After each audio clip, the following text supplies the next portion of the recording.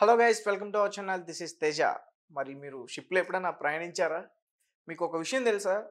షిప్‌లో జాబ్ చేసేవాళ్ళు 6 months అక్కడుండి, 6 months బయటుంటారు. అంటే ఒక 6 మంత్స్ వాటర్‌లో ఉండి, 6 మంత్స్ భూమి మీద ఉంటారు. సో, వాళ్ళ జాబ్ అలా ఉంటది. సో, నేవీ వాళ్ళ గురించి మీకు ప్రత్యేకంగా చెప్పక్కర్లేదు. మీ అందరికీ బాగా తెలుసు. కానీ నేవీ గురించి అంటే షిప్‌లో ఉన్న ఇంజిన్స్ గురించి గానీ, లేకపోతే షిప్‌లో ఉండే విధానం గురించి గానీ కూడా, ఇవన్నీ కూడా మనతో పాటు ఎక్స్‌ప్లెయిన్ చేయడానికి మెరైన్ ఇంజినీర్ రాజశేఖర్ గారు ప్రస్తుతం మనతో పాటు ఉన్నారు. ఆయన్ని మరిన్ని విషయాలు అడిగే ప్రయత్నం మనం చేద్దాం. హాయ్ అన్న. హాయ్. అన్న, ఇప్పటి వరకు మీరు ఒక 11 మంత్స్ వరకు ఉన్నారు. హ్మ్. ఇదే ఫీల్డ్‌లో. అండ్ 11 మంత్స్ అంటే 6 మంత్స్ అక్కడ ఉంటారు. 6 మంత్స్ ఇక్కడ ఉంటారు కాబట్టి, సో, ఒక 6, 7 ఇయర్స్ ఏసుకోవచ్చు ఆ! సముద్రంలోన. సముద్రంలో. ఓకే. ఆ 6, 7 మంత్స్‌లో మీరెప్పుడైనా ఒక ఆశ్చర్యమైన సంఘటనలేమైనా జూసారా? ఈ 6, 7 ఇయర్స్ ఆఫ్ నా షిప్పింగ్, సెయిలింగ్ జర్నీలో హ్మ్. ఆశ్చర్యం అంటే, నాకు ఆశ్చర్యం అనిపించేటివి ఇట్లా వేల్స్‌ని చూడడము, హ్మ్. డాల్ఫిన్స్‌ని చూడడము. ఆహ్, కొందరంటారు బర్ముడా ట్రయాంగిల్ టైప్ వెళ్ళినప్పుడు ఆ షిప్ ఏంటి మొత్తం మాయమైపోతదని కొన్ని సినిమాలొస్తాయి. నిజం చెప్పాలంటే అంత సినిమాలలో చూపెట్టినట్టు జరగదు. మనం ఏదైతే అద్భుతం అనుకుంటామో అటువంటిదేమి ఉండదనమాట. అది కూడా ఒక జనరల్ సీ ఏరియానే. కాపోతే కొంచెం ప్రెషర్ ఎక్కువుంటదేమో, అక్కడ కొంచెం వెదర్ రఫ్ ఉంటది. హ్మ్. అటువంటి కొన్ని ప్రాబ్లమ్స్ ఉంటాయి గానీ, ఇలా అద్భుతాలు అనంటే నాకు ఆహ్, కొన్ని ఎలా అంటే నేచర్‌ని మనము ఎక్స్‌ప్లోర్ చేస్తుంటే మనకి ఒక హ్యాపీనెస్ ఉంటది. ఒక్క సైడ్ మొత్తం సన్‌లైట్, ఒక రెయిన్‌బో హ్మ్. కనిపిస్తూ, ఒక సైడ్ మొత్తం వాన పడుతూ, ఇటు సైడ్ చూస్తేమో ఫుల్ డార్క్ ఉంది. ఇటు సైడ్ చూస్తే సన్‌లైట్ ఉంది. కొన్ని దేశాలలో ఏంటంటే ఆహ్, నార్వే, నార్వే అనే ప్లేస్‌లో అక్కడ సన్ రైజ్ అనేదే ఉండదు కొన్ని వింటర్ టైమ్‌లో. హ్మ్. మొత్తం ఆహ్, ఎలా ఉంటదంటే సన్‌లైట్ లేకుండా ఉండే ప్లేసెస్ కొన్నుంటాయి. ఎప్పుడు సన్‌లైట్ ఉండే ప్లేసెస్ కొన్నుంటాయి.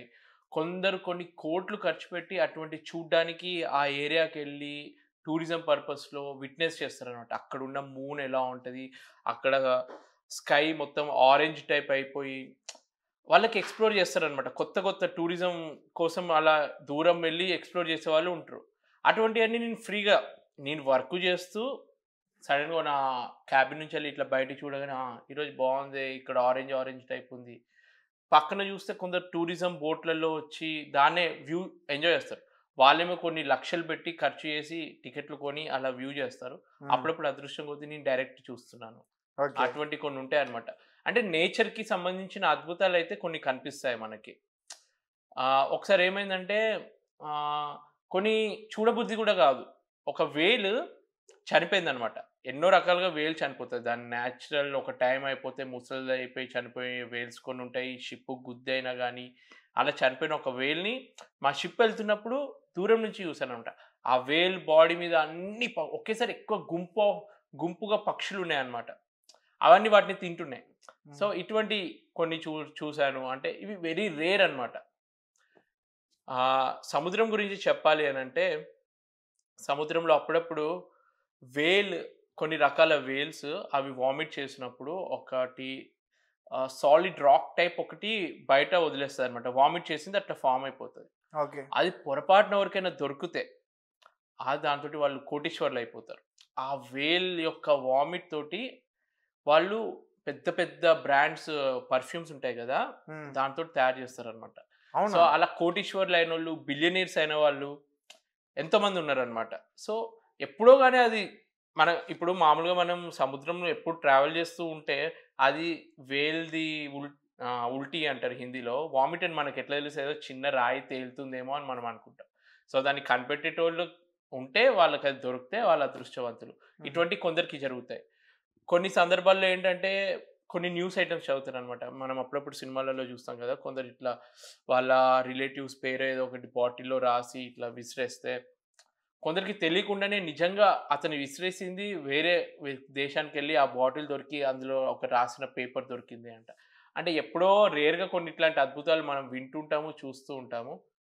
సో, షిప్‌లో అప్పుడప్పుడు ఏంటంటే, మాతో పాటు కొన్ని పక్షులు కూడా ట్రావెల్ చేస్తూ ఉంటాయి. హ్మ్. అవన్నీ నేను ఎక్స్‌పీరియన్స్ అవుతాను. మీకు తెలీదు అటువంటివి. నేను షిప్ వెళ్తున్నంత సేపు ఒక 30 రోజులు ట్రావెల్ అవుతున్నంత సేపు మాతో పాటు అవి ట్రావెల్ చేస్తాయి. కొన్ని మైగ్రేట్ అయ్యే పక్షులు ఉంటాయి. ఈ సీజన్‌లో స్టార్ట్ అయ్యి ఒక దేశంలో ఇంకో సీజన్‌కి వేరే దేశానికి వెళ్ళేటివి. అవును. అవి కంటిన్యూగా ఎగురుతూ, ఎగురుతూ మధ్య మధ్యలో మా షిప్‌తో పాటు ఎగురుతూ ఉంటాయన్నమాట. ఒకవేళ వాటికి రెస్ట్ తీసుకోవాలి అనుకుంటే మా షిప్ మీద వచ్చి ఆగుతాయి. వాటి వల్ల ప్రాబ్లమ్ ఒకటే, ఆ వేసే రెట్ట మొత్తం మా షిప్ డెక్‌ని ఖరాబ్ చేస్తది. కాకపోతే ఓకే. అంటే మనతో పాటు ఇంకా వేరే జీవులు కూడా ఉన్నాయని ఒక ఫీలింగ్ ఉంటది. హ్మ్. అవన్నీ ఉంటాయి. ఓకే. మరి ఫుడ్ విషయానికొస్తే మీ ఫుడ్ కంట్రోలింగ్ ఎలా ఉంటదక్కడ? ఒక అంటే పోర్ట్‌కెళ్ళాం. లిమిటెడ్ ఉంటదా ఫుడ్ గూడా అక్కడ? ఫుడ్ లిమిటెడ్ ఏముండదు. కాకపోతే మా అదృష్టం బాలేక మేము 2 నెలలకు సరిపడా ఫుడ్ ఒక పోర్ట్‌లో తీసుకున్నాము. హ్మ్. కాకపోతే ఆ షిప్ మేము అనుకున్న పోర్ట్ కాకుండా మధ్యలోనే వేరే పోర్ట్‌కెళ్ళాల్సొచ్చింది. ఇంకా టైం ఎక్కువైపోయింది. 2 నెలల జర్నీ ఒక 3 నెలలు అయిందనుకో. సో, 2 నెలలకు సరిపడా ఫుడ్డే ఉంది మా దగ్గర. సో, మేము అప్పుడేం చేస్తామంటే, ఇంకా జర్నీ పెరిగిపోయింది కాబట్టి, ఆ 2 నెలలకు సంబంధించింది కొంచెం కొంచెం తక్కువ చేసుకొని 3 నెలలకు సరిపోయేటట్టు చేసుకుంటాం. కానీ బేసిక్ కావాల్సిన రైస్, గోధుమ పిండి అటువంటి బేసిక్ అయితే ఉంటాయి. హ్మ్. కాపోతే ఇంకా ఎక్కువ మనకి అవి అవి రెండిటితోటే బతకలేం గదా! కొన్నుండాలి. ఫ్రెష్ వెజిటబుల్స్ ఉండాలి. హ్మ్. ఫిష్ ఎక్కువ షిప్‌లో పనిచేసేటోళ్ళు ఫిష్, చికెను, మటను ఎక్కువ తింటారు. అవన్నీ స్టోర్డ్ ఫుడ్ అన్నమాట. హ్మ్. ఇప్పుడు మనకేంటంటే చికెన్ గావాలన్నా, ఫిష్ గావాలన్నా డైరెక్ట్ మార్కెట్‌కెళ్తామా బతుకున్న ఫిష్‌ని అక్కడికక్కడే అతను కొట్టి, చంపి, కోసి మంచిగా ఫ్రెష్ తింటాం మనం. కానీ షిప్‌లో ఏంటంటే ఆల్రెడీ చచ్చిపోయినది ఫిష్. దానికి ఒక ఆల్రెడీ వాళ్ళు ఒక 1 మంత్ స్టోర్ చేసి ఉంటారు. మా షిప్‌కొచ్చి ఒక 2 నెలలు స్టోర్ అయ్యి ఉంటది. మా మీట్ రూమ్‌లో, ఫిష్ రూమ్‌లో. హ్మ్. దాని తర్వాత దాన్ని గడ్డగట్టిన ఫిష్‌ని రూమ్ టెంపరేచర్‌కి తెచ్చి దాన్ని వేడి చేసి అది టేస్ట్ చేంజ్ అయిపోతదనమాట. ఫ్రెష్‌గా తిన్నద అప్పుడప్పుడు ఏం చేస్తామంటే మేము కొందరు ఫిషింగ్ ఏదైనా పోర్ట్‌లో ఆగినప్పుడు గాని, చిన్నగా ఒక ఫిషింగ్ రాడ్ తోటి ఫిష్‌ని పట్టుకుంటాం. ఆ తిన్న ఫిష్‌కి, ఇట్లా తిన్న ఫిష్‌కి మాకు ఈజీగా తెలిసిపోతది. ఏంటి ఈ ఫిష్ ఇంత బావుంది అని మాకు తెలుస్తది. ఐస్‌లో పెట్టిన ఫిష్‌కి అంత టేస్ట్ ఉండదనమాట. So, okay. అది. అంటే సముద్రం మధ్యలో ఎప్పుడైనా సరదాగా స్విమ్ చేస్తారన్నా బయటికి? సముద్రం మధ్యలో బయట ఎవరైనా దూకారు అంటే ఆయన చనిపోయినట్టే మాక్సిమం. ఎందుకంటే షిప్ ఎళ్తూ ఉంటది. హ్మ్. ఒక్కసారి అతను పడిపోయాడు అంటే షిప్ వెనకాల ఒక ప్రొపెల్లర్ ఉంటది. ఇంత పెద్ద షిప్ మూవ్ అవుతుండడానికి కారణం ఆ ప్రొపెల్లర్ వాటర్ ప్రెషర్‌ని ఇట్లా వెనక్కి నెట్టి షిప్ ముందుకెళ్తదనమాట. ఇప్పుడు ఫ్యాన్ మనకి తిరుగుతుంటే మనకు గాలొస్తుంది. హ్మ్. అలానే ఆ ప్రెషర్ షిప్ కూడా ఒక ఫ్యాన్ టైప్ ప్రొపెల్లర్ వెనక్కి నెడుతూ హ్మ్. షిప్ ముందుకెళ్తుంది గదా! పొరపాటున ఒక మనిషి సైడ్‌కి పడిపోయాడు. షిప్ నడుస్తూ ఉంది. ఆ ప్రెషర్ ఎంతుంటదంటే పొరపాటున ఆ ప్రొపెల్లర్ దగ్గరకొచ్చి ఇరుక్కుపోతే అక్కడికక్కడే చనిపోతాడు. లేదంటే ఒకవేళ అక్కడ ప్రొపెల్లర్ వరకు రాకపోయినా గానీ ఒక స్పీడ్ షిప్ మనిషి పడిపోయాడు. మనిషి పడిపోయాడని జెప్పి వెంటనే ఆపదు. ఆగదు. షిప్ అనేది నేను జెప్పాను గదా! బ్రే బ్రేక్ టైప్ ఉండదనమాట. స్పీడ్‌ని రివర్స్ చేస్తామనమాట మేము.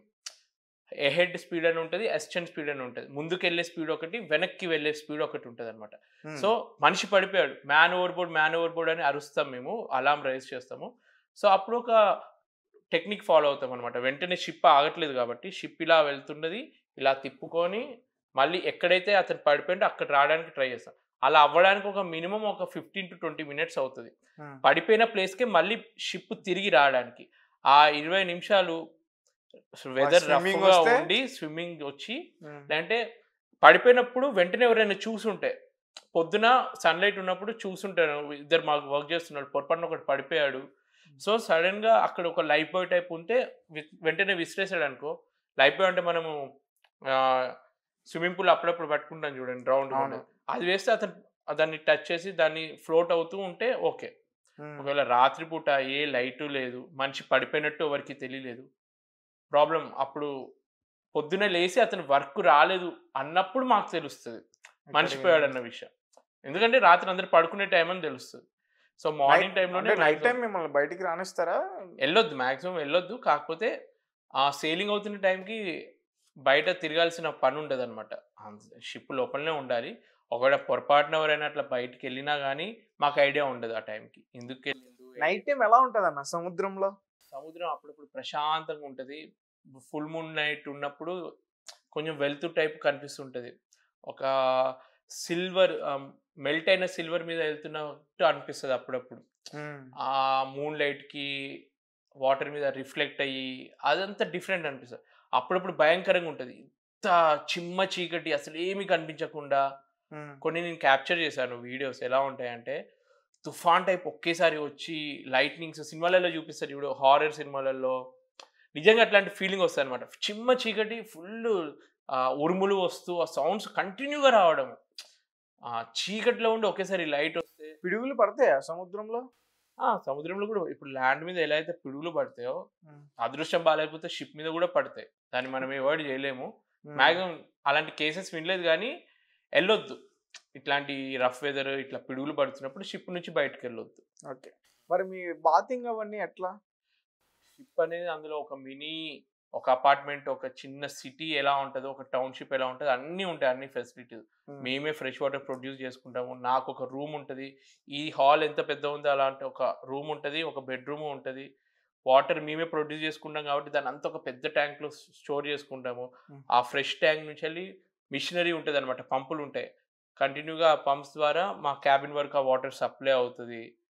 స్నానానికనే కాదు, బాత్రూమ్ ఎళ్ళేటప్పుడు ఆ బాత్రూమ్‌ని సీవేజ్ ట్రీట్మెంట్ ప్లాంట్ ఏదైతే మేము పోతామో అదంతా ట్రీట్ అయ్యి ఫ్రెష్ ట్రీట్ అయిన తర్వాతనే సముద్రంలోకి వదిలేస్తాము. ప్రతీదీ ఒక సిస్టమాటిక్‌గా ఉంటది. షిప్ లైఫ్ అనేది చాలా బావుంటదంటారు. షిప్ లైఫ్ అనేది కొందరికి బావుంటది. కొందరికి బావుండదు. It depends on individual. ఇప్పుడు నేను షిప్‌లో ఉన్నాను కాబట్టి, వర్క్ చేస్తున్నా కాబట్టి బావుంది అని అంటాను. కొందరు నా వల్ల ఇన్‌స్పైర్ అయ్యి ఒకవేళ జాయిన్ అయ్యి వాడి ఫ్యామిలీని మిస్ అయిపోతే ఇదేం లైఫ్‌రా బాబు! ఇక్కడ ల్యాండ్ మీద ఇన్ని ఆపర్చునిటీస్ ఉన్నాయి. బోర్ కొడితే సినిమాకెళ్ళొచ్చు, లేదంటే ఫ్రెండ్స్‌ని కలవచ్చు. నువ్వు వర్క్ చేస్తున్న ప్లేస్‌లో నీకు ఎవరైనా నచ్చకపోతే తొక్కలో కంపెనీ, ఇందులో నేను వర్క్ చేయాలి, నేను వేరే కంపెనీకెళ్తా అని వెంటనే ఎళ్ళొచ్చు. ఎన్నో ఆప్షన్స్ ఉంటాయి. కానీ షిప్‌లో అలా ఉండదు గదా! నీకు నచ్చినా, నచ్చకపోయినా అదే మొఖాన్ని చూసుకుంటూ వర్క్ చేయాలి. సో, కొన్ని డిసడ్వాంటేజెస్ ఉన్నాయి. అన్ని తట్టుకొని చేయగలిగిన వాళ్ళు మాత్రం జాయిన్ అవుతేనే బెస్ట్ షిప్పింగ్‌లో. ఓకే. అండ్ ఫైనల్‌గా అంటే ఏంటి ఒకసారి మీరు ఒక విచిత్రమైన సంఘటన చూసారండి. ఏదో గుడ్లు ఉడకబెట్టడం. ఆ! గుడ్లు ఉడకబెట్టడం అన్నది ఇప్పుడు నేను ఇండియాలో ఎంత స్టే చేశానో, దాని తర్వాత సెకండ్ కంట్రీ నేను ఎక్కువ స్టే చేసిందంటే చైనాలో. ఓకే. ఎందుకంటే చైనా అనేది ఏంటంటే షిప్ బిల్డింగ్‌కి, షిప్ రిపేర్‌కి ఎక్కువ అక్కడ జరుగుతదనమాట. అక్కడ ఎక్కువ ship building, ship dry dock వెళ్ళినప్పుడు రిపేర్ వర్క్స్ అక్కడ అవుతాయి.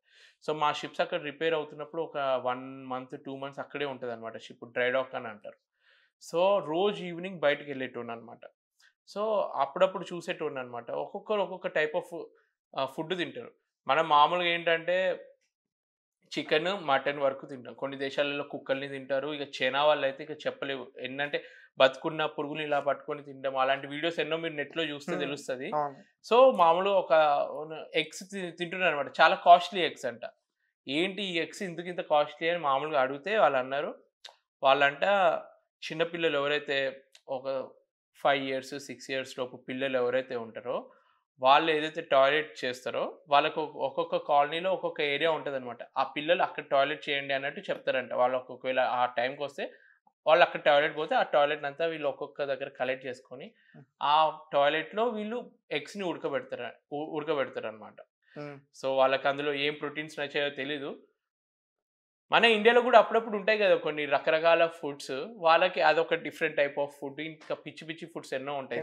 ఓకే అన్న. రైట్. సో, మొత్తానికి చాలా బాగా మాకు షిప్‌లో ప్రయాణాన్ని మాకు చాలా బాగా వివరించారు. హ్మ్. అండ్ మరిన్ని విషయాలు కూడా మీతో తెలుసుకునే ప్రయత్నం నేను మళ్ళీ ఒక ఇంటర్వ్యూలో ట్రై చేస్తాను. So, sure. Thank you so much అన్న.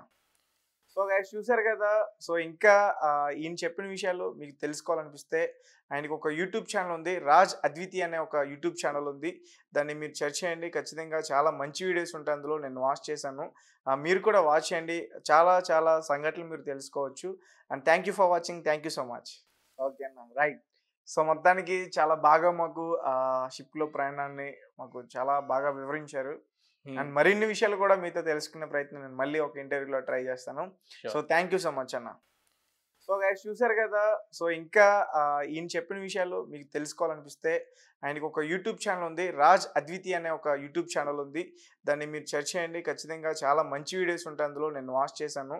మీరు కూడా వాచ్ చేయండి. చాలా చాలా సంఘటనలు మీరు తెలుసుకోవచ్చు. And thank you for watching. Thank you so much.